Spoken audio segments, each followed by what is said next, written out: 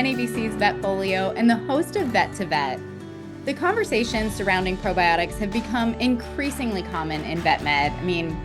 When should you recommend a probiotic? How should you navigate probiotic options? And how should you talk to clients about probiotics? Today we have Dr. Megan Shepard here to help us unpack the science, share practical tips, and help everyone in your practice feel confident navigating probiotics. Dr. Megan Shepard is a diplomate of the American College of Veterinary Internal Medicine and Nutrition. And since 2023, she's served as the scientific communication nutritionist at Royal Canin. Dr. Shepard, thank you so much for joining me. Thanks so much, Dr. Cassi, for having me. Yes, absolutely. I always love talking about nutrition and probiotics. There's so many questions about how we should really be approaching this and what the science says. So I'm excited to get into it. Me too. So kind of starting at the beginning, I guess. First question I have is when? When should we think about recommending probiotics? Yeah. And before thinking about any kind of supplement, whether it be probiotics, joint supplement, whatever it may be, it's important to take a step back and make sure that the main part of the pet's diet is appropriate. And I say that as an important starting point because sometimes it's easy to get, distracted by supplements and, the why we might reach for supplements. And we might, lose track of, is the main part of the diet appropriate? Because the best supplement, the best probiotic is only going to be so helpful if we're adding it on top of an inappropriate diet. So veterinary teams need to make sure that they're doing that nutrition assessment to make sure that the diet that the pet is currently on, typically that's going to be commercial pet food, something that's complete and balanced. That diet is working well for them and it's appropriate. So, is it complete and balanced? Is it formulated for their species, cat or dog? Is it formulated for their life stage, growth, adult maintenance, or reproduction? And is it fed appropriately, meaning that that complete and balanced part of the pet's diet, and again, typically that's going to be commercial pet food, is making up the large majority, i.e., at least 90% of the daily calorie goal, meaning that for pets that get treats or, treats and supplements, anything outside of that complete and balanced part of the diet, that is making up a maximum of 10%. Because maybe we're reaching for probiotics for a specific reason, but maybe there's treats that are sabotaging the diet, or maybe the diet's they're not even feeding enough of the complete and balanced part of the diet to meet all the essential nutrient needs. And so we're just adding, we're layering probiotics onto something that's not optimal. So having said that, if the diet's appropriate and working well for that pet, then we might reach for probiotics to layer on some additional GI benefits, potentially layer on some immune benefits. So, in the context of the GI benefits, it's important to consider that, if I'm going to use probiotics, maybe just periodically due to some GI upset. So, I'm thinking about a pet that 99% of the time is doing great on their diet. Stool is good, no abnormal pooping behavior, no vomiting. And so everything's good, but maybe there are moments when the pet has some GI sensitivities. And maybe it's predictable. Maybe it's like, okay, anytime we have guests, anytime we travel, anytime, X happens, our pet just seems to have, some GI sensitivities. Maybe the stool gets loose. And so that could be a time where you layer on probiotics because there's not necessarily an indication to change the diet. The diet's working for them 99% of the time. They just have moments when, they need some layered on additional GI support. So that's one potential strategy. And there's some evidence of some immune benefits, whether it be around vaccine time, especially for like developing puppies and kittens, or around the time of fighting infectious disease. Those details are still getting sorted out as far as the best clinical application. So the strength is in supporting that patient that could use an extra layer of GI support. For the patient with chronic GI issues, and the main diet's been sorted. We've determined which diet it works best, for their chronic GI issue. But maybe either we can't quite get them to 100%, or they're having periodic flares of their GI upset, and we have moments where we want to add that layer of additional GI support. I think that the way you worded that makes it really easy to wrap my head around when we need the extra layer of GI support. Because what I took away from the beginning of what you said was this won't replace a complete and balanced diet. So adding in probiotics won't work if we haven't made sure that what we're feeding and the amounts that we're feeding so that we have 90% of their nutrition, like you said, coming from a complete and balanced diet, then the probiotics aren't going to be like this magic bullet that's going to fix anything. We're looking at probiotics as more of an extra layer of support. Did I wrap my head around that? Yeah. Yeah, exactly. Wonderful, wonderful. And so that makes a lot of sense. That's easy to think about it in that manner to say we have to make sure we check all the basic boxes first and then add in this extra layer of support as it's appropriate. Um, which, I say that okay, I feel like that makes it easy for me to wrap my head around when to reach for probiotics, but the conversation with clients can add a little bit of challenge to it, especially because, like you alluded to, some of the science is a little bit ongoing. So, what are some talking points we should keep in mind when we're trying to talk to clients about probiotics? Yeah. So one is, again, making sure that we're communicating to the pet owner the importance of that, like making sure the base diet is appropriate, because they also can get distracted in like, what's that quick fix? If, a patient's having, some GI upset. Um, some other, so aside from making sure, that the base is okay, it's, another piece is helping them navigate the options, because there are so many options out there. And pet food, pet supplements, that includes probiotics, joint supplements, etc., are regulated, but there are surveillance limitations, or there's opportunities for products to fall through the regulatory cracks. And so giving specific guidance, when say we've determined a probiotic is indicated, whether that be we want to add that extra layer of GI support when the dog's traveling, or maybe want to add that extra layer of GI support because maybe the patient has a UTI, and we want to provide that extra layer of GI support with probiotics while they're on an antibiotic. And so whether it be, due to like a kind of predictable situation in an overall healthy pet, or a time when we want to, provide some additional GI support because we need to implement treatment that we know can have negative impacts on the GI microbes. It comes down to helping them navigate the options. And so when vet teams have made that decision that they want to recommend a probiotic, don't just say find a probiotic. Don't tell the pet owner like, oh, feed a probiotic, whichever one you can find available, because there is a plethora of probiotics that are available on the market.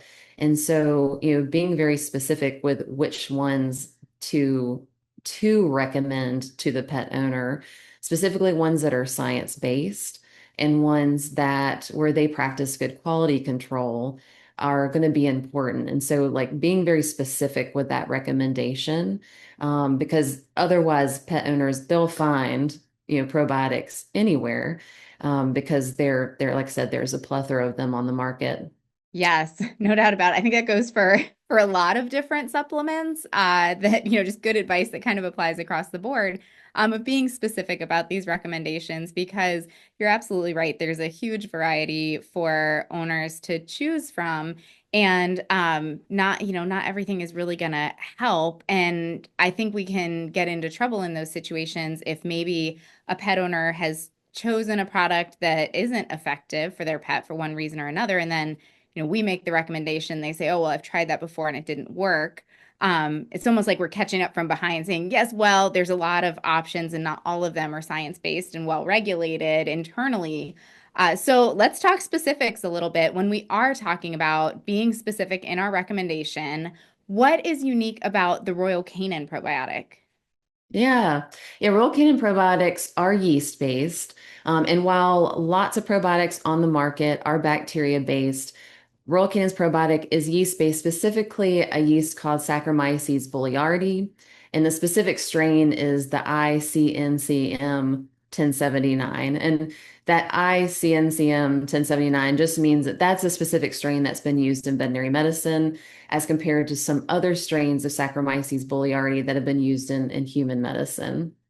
And Saccharomyces boulardii is a basically a sibling of Saccharomyces cerevisiae, and Saccharomyces cerevisiae is a tremendously common yeast used in food and supplements. So from beer making, wine making, to making bread, food, like supplements, it's been used so widely. So we know a lot over the years about how Saccharomyces cerevisiae behaves, and Saccharomyces boulardii, its close relative, is the probiotic that's in Royal Canin's probiotics. And I've been excited about Saccharomyces as a probiotic for, I don't know, 15 years, because from the large animal side, we've known that Saccharomyces has been a helpful probiotic for a variety of things, but including improving the digestibility of the diet for horses and other large animals. It's just it hasn't been as recognized as long. It's relatively new to the probiotic scene for pets, for cats and dogs. There's some unique features to yeast and yeast in general, but Saccharomyces boulardii. And one of those is its cell wall. Its cell wall is very unique in that it includes some prebiotic fibers that also provide some support to the beneficial microbes in the GI tract. So that's mannan oligosaccharide that's in the cell wall. There's also beta glucans in the cell wall, and both of these collectively can help stimulate the local immune system in the GI tract. And remember that the GI tract is the largest immune organ, and that the large majority of immune cells live or are found along the GI tract. So really anything we do to support GI health boost the immune system or provide support to the immune system. But with mannan oligosaccharides and beta glucans, they can provide additional support to the immune system, and that can help to make sure that pathogens don't stick around in the GI tract. But it can also have systemic immune benefits as well, such as a better response to vaccines, for example. And so that's a unique characteristic about yeast versus bacteria. Another one is that yeast-based probiotics can be given at the same time as antibiotic. So if I had a patient with a UTI, and I know that, that's a clear indication for an antibiotic, assuming it is a UTI where there is clearly an antibiotic indicated. I know there's been some discussion on if there's asymptomatic UTIs, what to do. But once we've determined that an antibiotic is indicated and we're using antibiotics judiciously, we know that antibiotics are not benign to the GI tract. And so in that case where I have a patient with a situation like a UTI where an antibiotic is indicated, maybe I want to layer on some additional GI support. I could reach for a veterinary GI diet to do that. That's an option. I could reach for Royal Canin probiotics as an option to provide that additional layer of GI support. And with the yeast-based probiotic, I can give it at the same time as that antibiotic. So for me as an owner, that's just one less time point during the day, which for me as an owner, it makes life easier. So versus spacing the probiotic out from the antibiotic dose, because for the bacteria-based probiotics are generally going to be negatively influenced by the antibiotics. We have to space them out. But with the yeast-based probiotic, you don't have to do that. So it's just really convenient from that standpoint.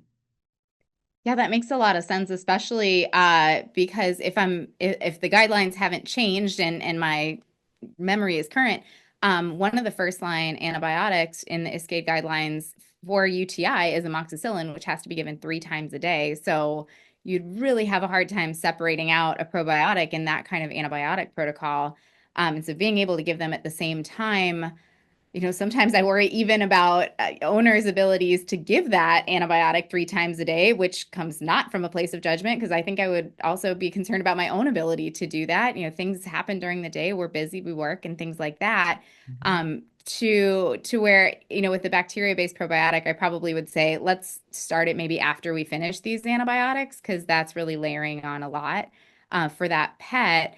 So, but to be able to support that pet at the same time and give this probiotic at the same time, I could see that being a huge advantage because, certainly, like you said, we're learning more and more that these antibiotics are not benign to the GI tract.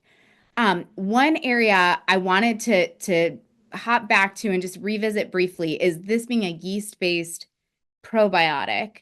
Um, and this is me maybe just not understanding how exactly we're influencing the GI tract here. But if we're giving a yeast-based probiotic, isn't it bacteria in the gut that we're trying to stimulate or supplement with our probiotics?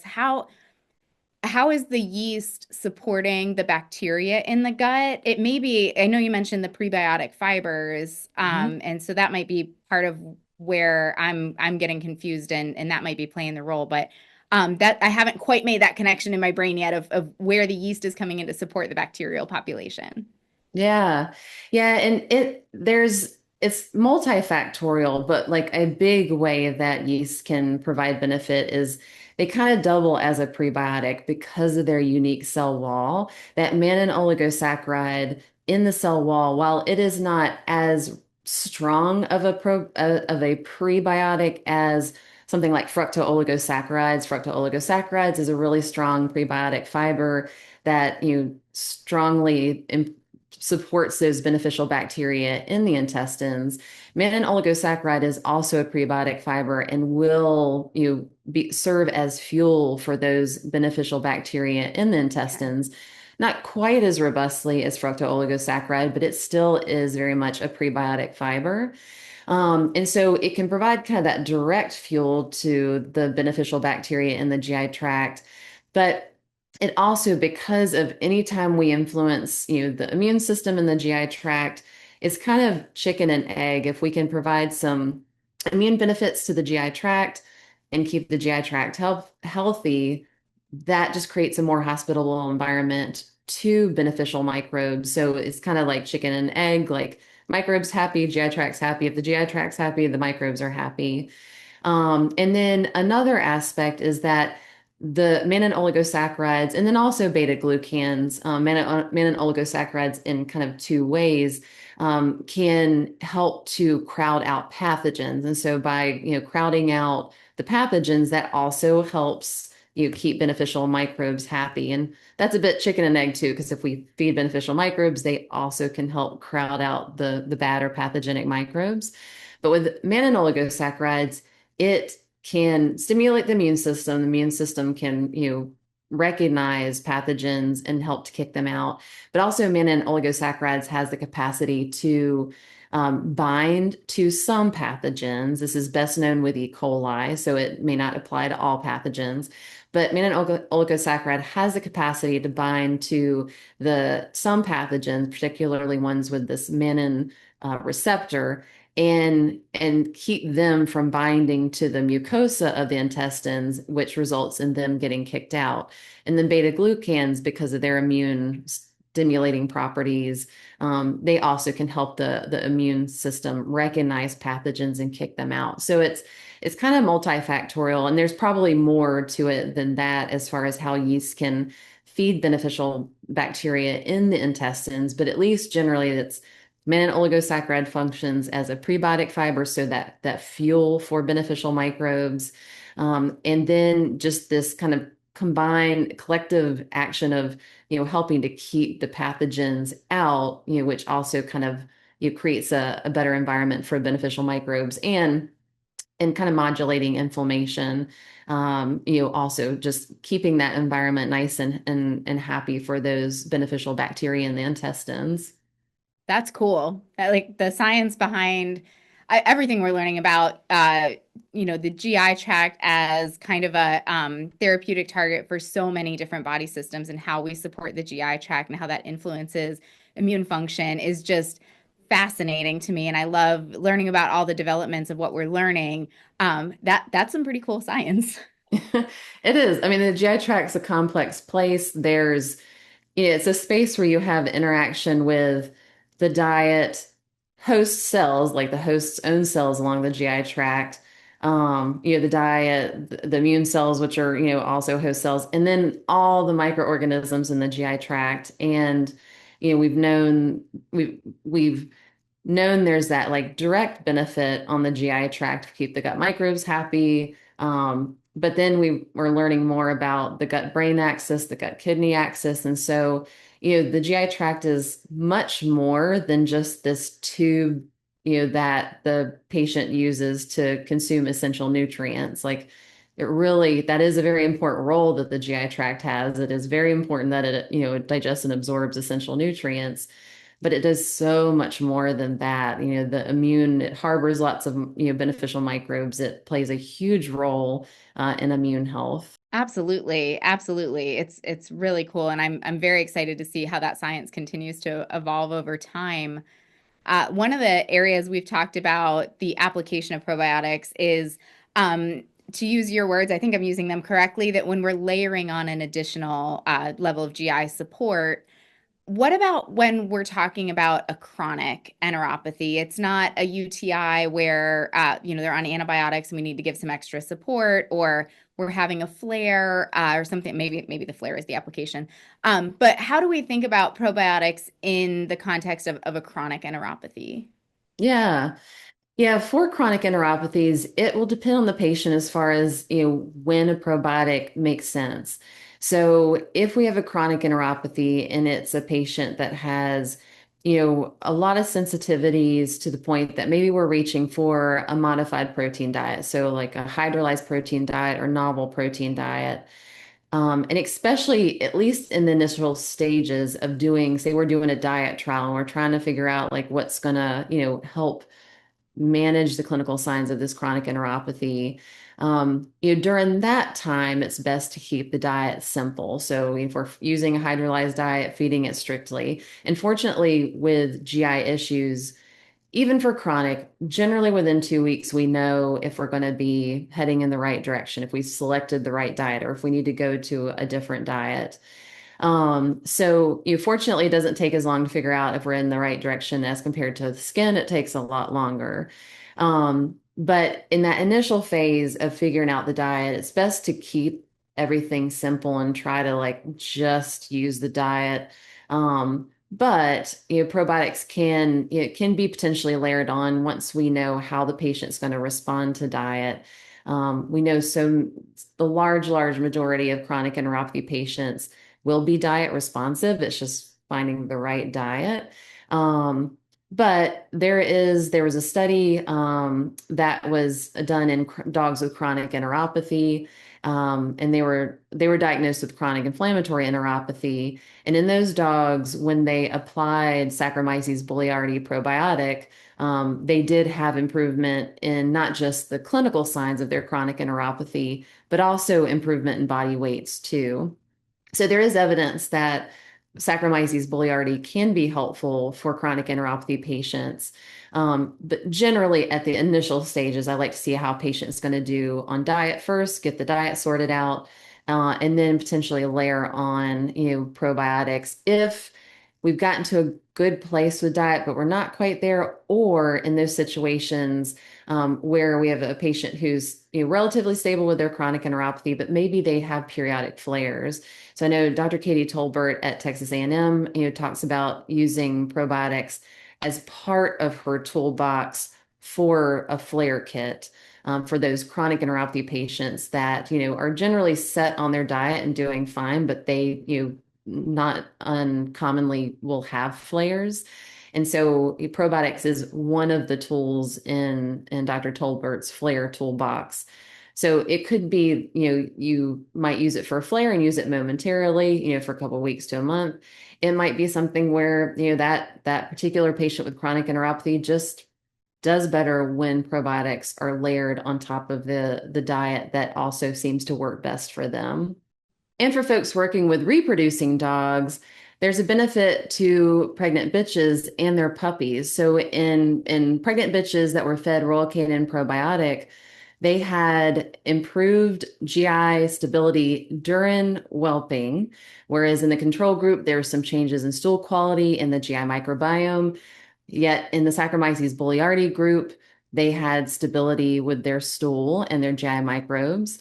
And for bitches fed Saccharomyces boulardii, they were less likely to have puppies born at a low birth weight. And another benefit of Royal Canin's probiotics is in the feline probiotics, there is added vitamin B12.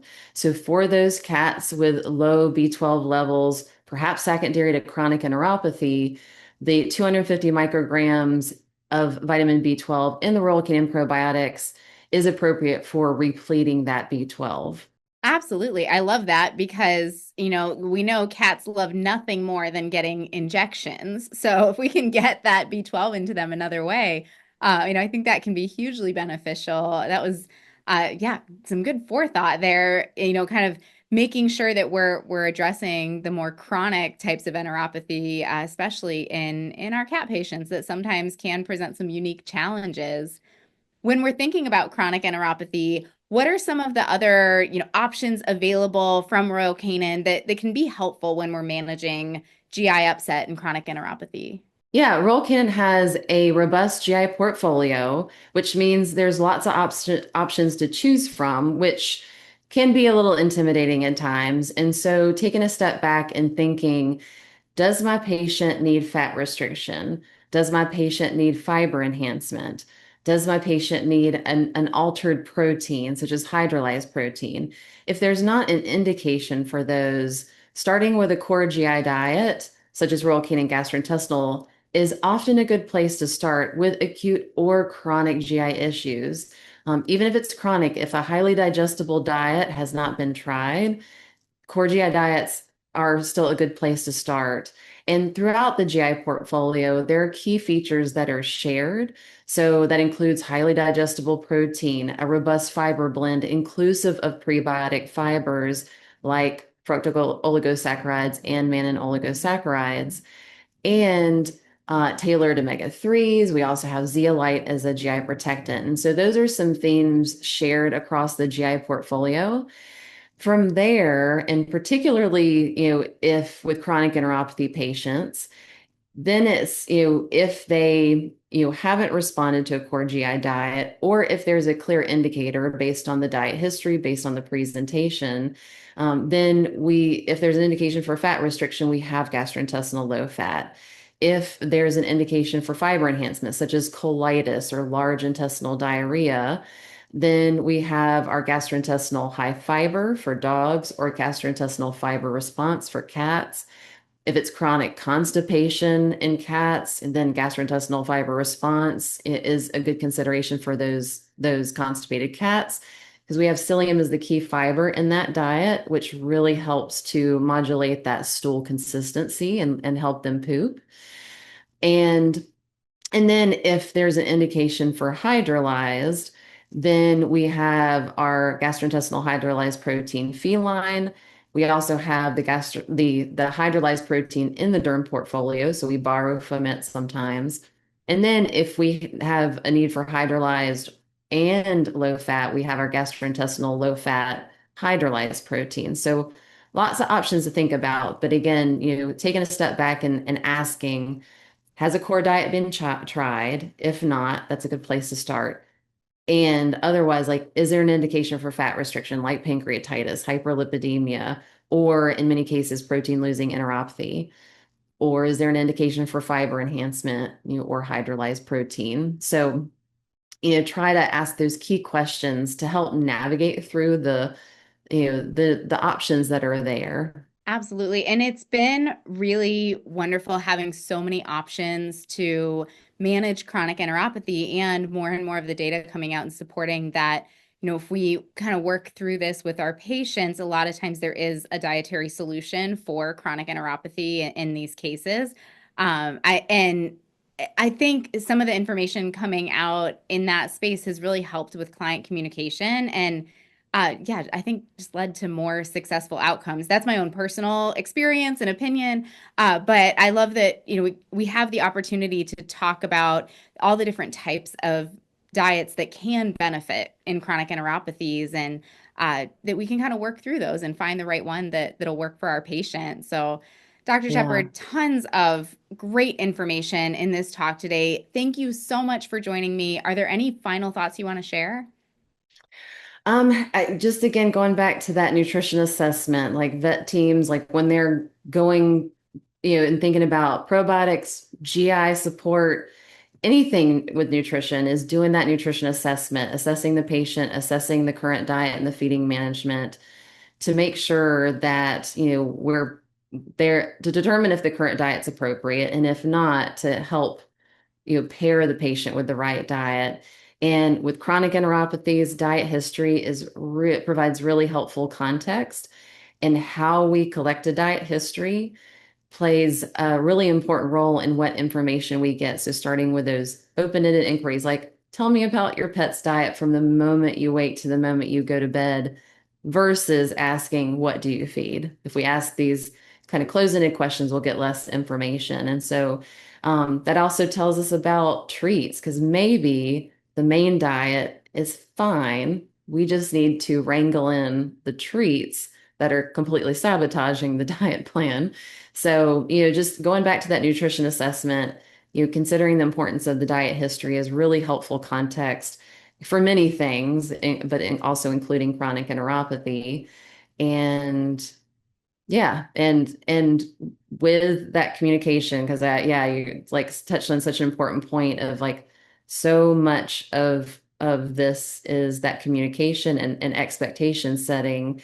And with chronic enteropathies, it often helps to say up front that, hey, your pet has a condition that is likely responsive to diet. Sometimes it's tricky to find the right diet based on your pet's history. This approach makes sense as the next best step.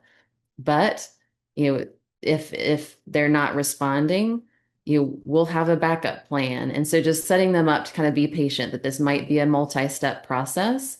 And yeah, so yeah, the expectation setting and the communication is really important.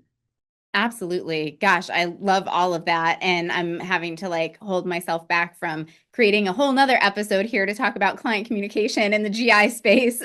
But I will refrain from that at this point. And thank you again for coming on and being a part of this Vet to Vet and all of the wonderful information. Well, thanks so much, Dr. Cassie, for having me. It was fun to talk with you today. Yes, I really enjoyed it. And thank you to Royal Canin for partnering with us for this edition of Vet to Vet.